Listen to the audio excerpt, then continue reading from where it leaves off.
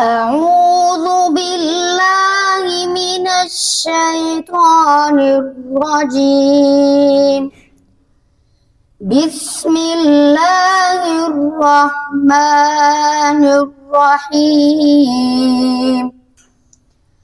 أفلا ينظرون إلى الإبل كيف خلقت وإلى السماء كيف رفعت وإلى الجبال كيف نصبت وإلى الأرض كيف سطحت فذكر إنما أنت مذكر لست عليهم بمسيطر إلا من تولى وكفر فيعذبه الله العذاب الأكبر إن